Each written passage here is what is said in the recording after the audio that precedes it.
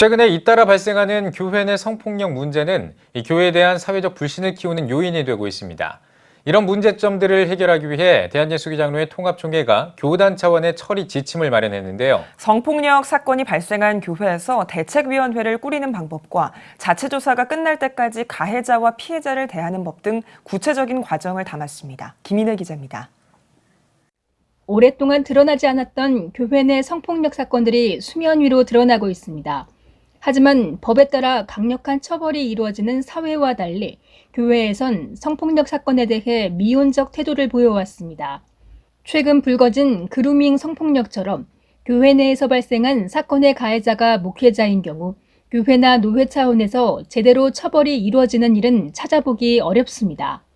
심각한 심리적 후유증을 낳게 되고 결국은 교회 공동체를 떠나게 되고 사실은 법적 해결이 굉장히 어려운 경우들이 많죠.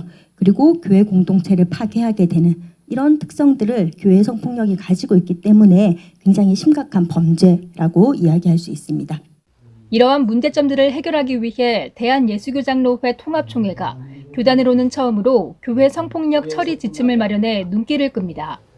104회 총회에서 채택된 교회 성폭력 사건 처리 지침은 교회와 노회의 역할을 구분해 성폭력 대책특별위원회 구성, 초기 대응, 진상조사 심의, 징계, 조치 이행 등의 범위를 정하고 관련 내용을 명시했습니다.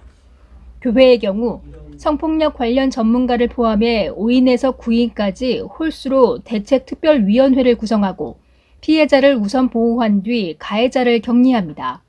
또 가해자가 목사나 장로라면 활동을 중지시키고 교회는 심의 결정까지 사직서 수리도 보류해야 합니다. 특히 성폭력 가해자의 징계와 관련해 현행 총회 헌법으로는 처리가 어렵기 때문에 교회나 당회 차원에서 징계합니다.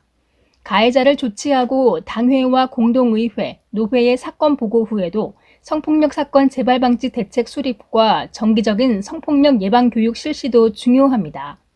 노회의 경우 성폭력 대책특별위원회를 구성한 후 가해 목사가 자의 사직서를 제출했더라도 사직서 수리를 보류하고 조사 후 심의 결과에 따라 7일 후 사직서를 처리할 것을 강조합니다.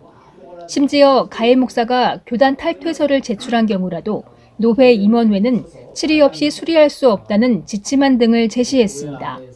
특히 가해자들에 대한 처벌을 강화한 것도 눈에 띕니다.